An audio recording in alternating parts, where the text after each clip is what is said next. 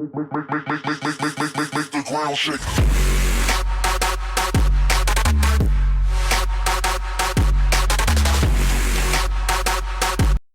What is up, you awesome kissers? It's CistReactZ here, and welcome back to a reaction video. Today, we're reacting to Game Theory, Five Nights at Freddy's, the clue that solves Five Nights at Freddy's. It's by the Game Theorist, so make sure you subscribe to him, like this video, and comment below. Anyway, guys, this video was suggested by the Chosen One, so, thank you, man. Anyway, guys, yeah, so another Five Nights at Freddy's theory by Game Theorist. Let's get into this. Bah! Today, we end the horror. Today, we solve Fnaf. Oh, snap! Oh my gosh, that intro.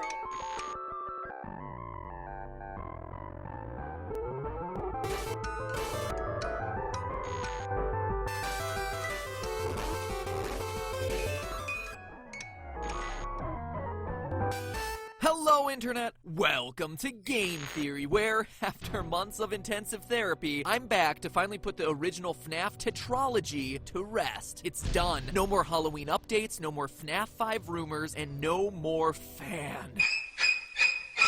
Suck on that, you multi-bladed propeller of air. That was well Shortly timed. after my last Freddy theory, I arranged a live stream with some fellow FNAFers to close the book on the series. And what happened was something that none of us expected. We have internet. We have it, we're back.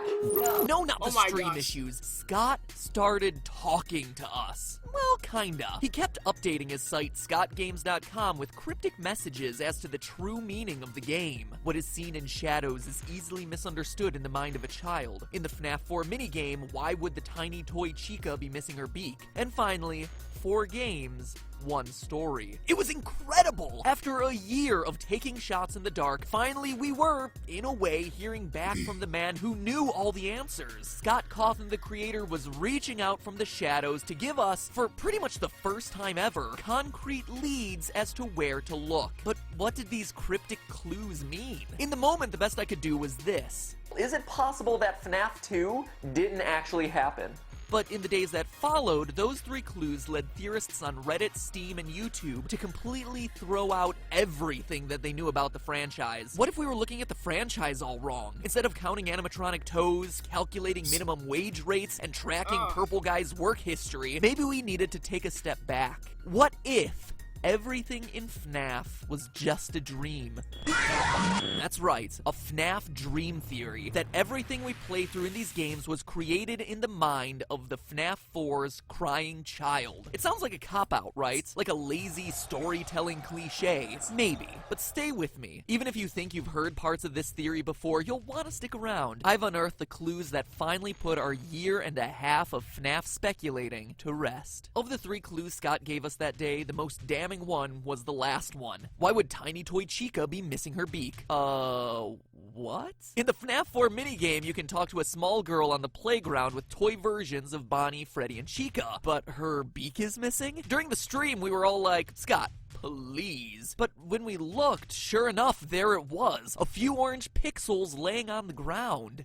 What? Seriously? This was the crucial detail all of us had missed. And yet, for as absurd as it may sound, those 5 pixels changed everything, upending a year worth of theorizing. Because that missing beak directly parallels FNAF 2's new version of Chica, who loses her beak when she goes on the attack. It was something we all had written off as a graphical glitch or a design choice, not as a clue to the meaning of the entire series. And yet, here it was from the creator's mouth. And that is when it started to click. FNAF 2's shiny new animatronics. What are they called? Toy animatronics. And that's not just a cute name the community came up with, like Freddles. It's right there in the custom night menu. It's canon. That's a strange name for a bunch of robots, right? Unless it's meant to be taken literally, and then they're all just a bunch of oh my god.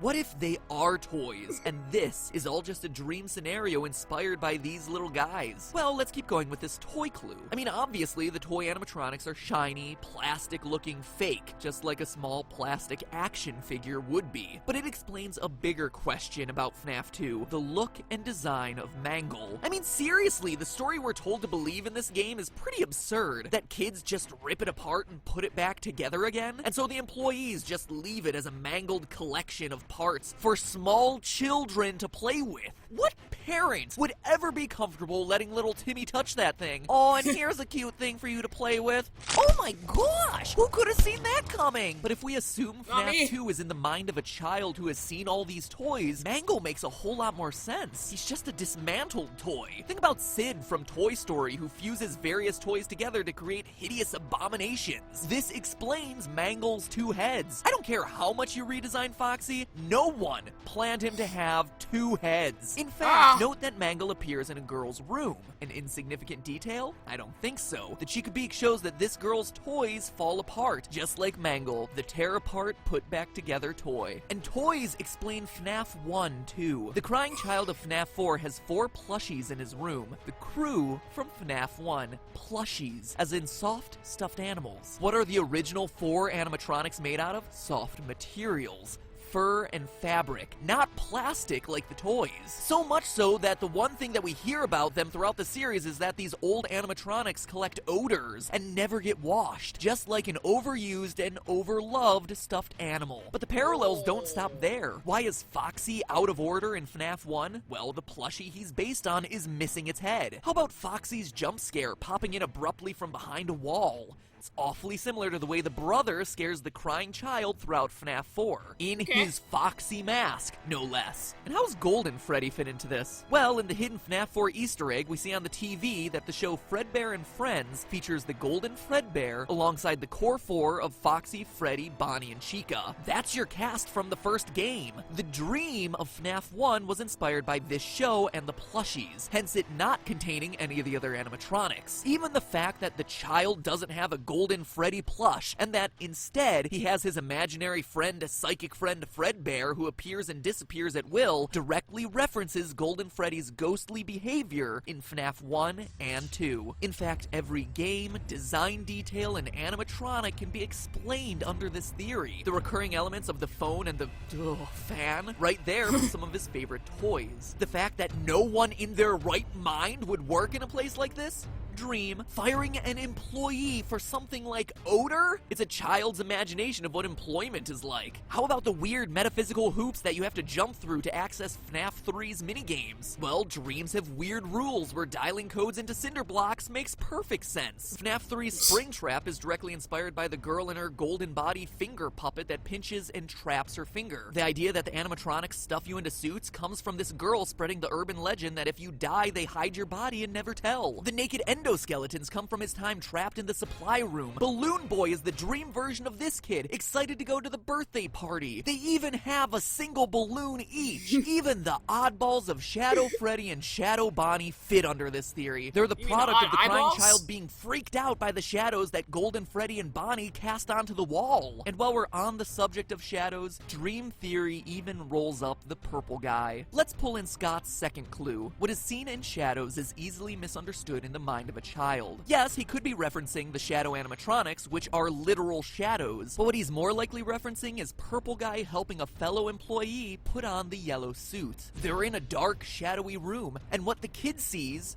or what he thinks he sees, is someone getting violently stuffed into a suit when it's just a mascot putting on its head. Think about how traumatic it'd be if you were a kid and you were at Disneyland and then saw Mickey Mouse suddenly take off its head. It would blow your mind. But we all know that there's no murder happening. It's just employees going about the daily grind. In fact, that's why Purple Guy is purple. In the Atari-style games, shadows are represented not with black, but with purple, as indicated by the shadows cast by the animatronics on stage. That's why Shadow Freddy, Shadow Bonnie, and even the innocent employee in the dark back room, the shadowy purple guy, are such an unusual color. Still skeptical? So was I. Sure, it answers a lot and smooths out the timeline, but there was still one piece of the puzzle that was missing. One thing that was nagging me. It still felt like a convenient explanation, but not an intentional one. Not something that Scott had planned for the series. All I needed was just that one detail that made everything fit together. But then, while writing this script, it finally dawned on me. The nail in the coffin. The one piece of evidence that no one can deny and that, to my knowledge, no one has talked about in the months of theorizing. The detail that convinced me this theory has to be true. Are you ready to have your mind blown? Listen to the sound that you hear at the end of every night of the first 3 games.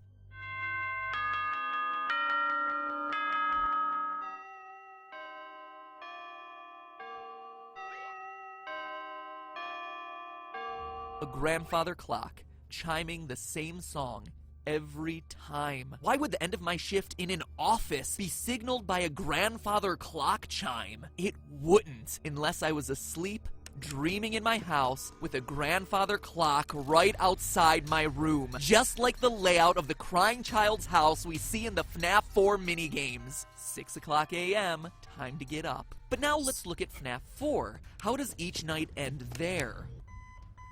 A beeping alarm clock.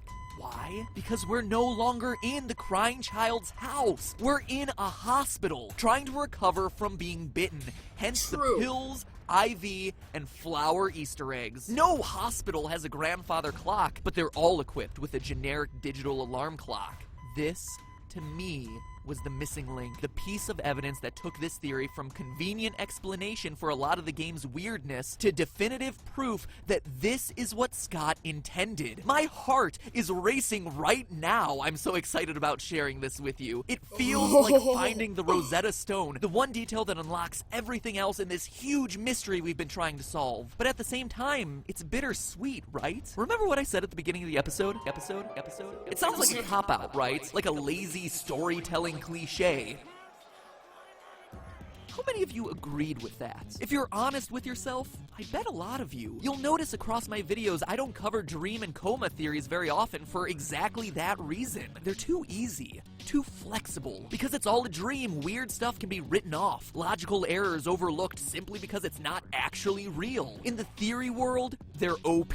They're hard to argue against and can be molded to fit any random collection of details. And for a game like FNAF, where us theorists have spent thousands of hours combing through all the details, making and remaking timelines, bending over backwards to make every last piece of information fit together across the 4 games, it was just a dream reveal invalidates all of that work. It says that none of it really mattered since none of it really happened, and Scott knows this. Let's look at a quote from Scott in his update on Steam regarding the Halloween DLC for FNAF 4. Quote, "The story remains completely hidden. I guess most people assume that I filled the game with random Easter eggs this time. I didn't. What's in the box?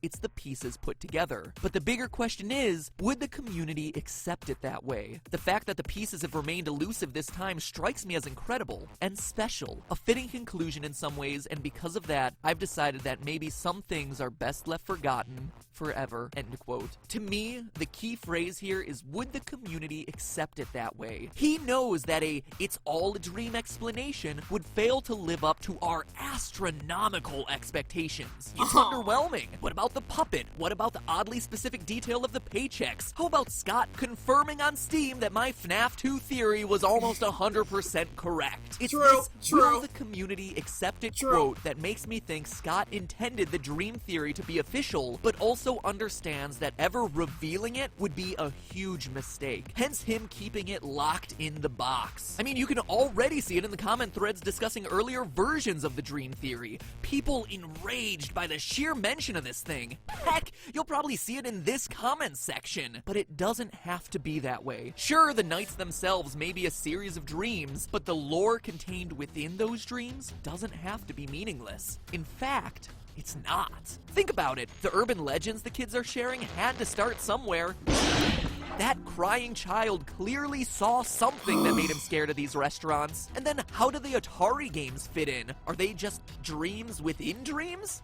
They're not. In researching this episode, I not only found the clues that solidify the dream theory, but also the missing links that we've all been overlooking in putting the FNAF timeline together. Scott's final clue about 4 games, 1 story may be a reference to a crying child's nightmares and eventual death in the hospital, but it can also be referencing the story of the game's primary struggle, the puppet and the purple guy. And next week, we're covering that on an all-new Game Uh-oh. Theory Oh, Saturday God. the 19th at 3 o'clock p.m. Eastern Time, 12 o'clock p.m. Pacific Time. That's noon for all of you currently trying to figure out whether that's midnight or noon. I know, I get it confused all the time too. Why am I telling you the time it'll be published and uploaded? Well, we're covering that story, followed up immediately by a live stream discussion where I, and hopefully a few other theorists, will be able to answer your questions as we close out the year with the definitive answers to this incredibly mysterious series. And I want you guys to be there so you can ask your questions and talk about all this together with us live. So remember, that's Saturday the 19th at 3 o'clock p.m. Eastern Time, noon Pacific Time for that episode, followed immediately by a live discussion with you guys. I